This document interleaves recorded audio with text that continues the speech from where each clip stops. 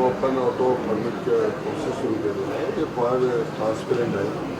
त्यामध्ये तिथे काय होतं सर्वांना दिसते आणि लोकांमध्ये शंका आहे की आम्हाला मिळेल की नाही मिळेल, यामध्ये किसी तरह की प्रॉब्लेम रहता है. हे आपण आता जवळजवळ 81,000 ऑटो परमिट आपण ऑनलाईन पुरे महाराष्ट्रामध्ये प्रत्येक ऑफिसमध्ये देतात. सकाळी वर्षाला माननीय मुख्यमंत्री महोदय त्यांच्या सुरुवात झाली.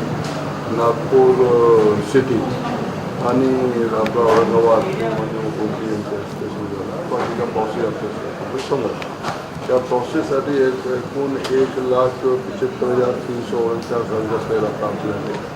त्यापैकी 1,52,865 लोकांनी यामध्ये पैसे भरले होते आणि टोटल 81,456 इतने परमिट आपल्याकडे अवेलेबल आहे.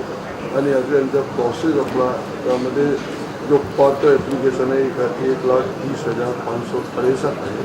आणि आता हे प्रोसेस सुरू आहे. प्रोसेस नंतर आखिरमध्ये कितने यामध्ये अलॉटमेंट होतील ती माहिती आपल्याकडे उपलब्ध होईल.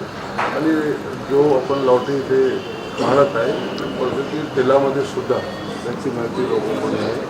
ते जो कोणत्याने ट्रान्सपरंट व्हावे एक ओव्हरसाईट कमिटी ते बसवलेली आहे. त्यामध्ये 3 मेंबर आहे. त्याशिवाय 3 पंचेस आहे, पंच आहे. आणि आपल्याला सगळं आपल्या समोर सगळं प्रोसेस हो आहे. त्यांना व्हिडिओग्राफी आपण करत आहोत आणि त्याने घडले पूर्ण ते पारदर्शी मार्गाने लोकांनी ऑटो परमिट उपलब्ध होईल.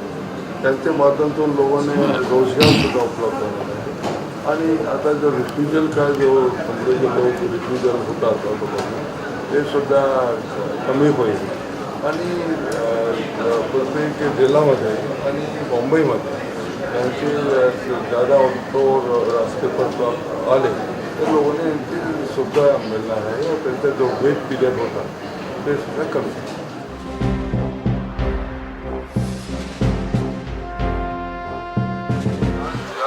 आणखी 3 लर्निंग लाइसेंस का ऑनलाइन अपन आता शुरू केले गेलेलं आहे. दूसरा है कि जो रजिस्ट्रेशन नवीन केले का तर रजिस्ट्रेशन होणे जैसे रजिस्ट्रेशन के प्रोसेस सुरू आहे. तो जो मालिक आहे रजिस्ट्रेशन करणार आहे SMS-द्वारे सुद्धा ते आहे. तिसरा आहे की प्रत्येक RTO DPRTO ऑफिसला जो आपला VIP नंबर आहे नंबरची काय मालिकाकडून आहे काय नंबर आहे दुसरे मिळेल जेणेकरून हे सगळं प्रोसेस ट्रान्सपरंट होईल.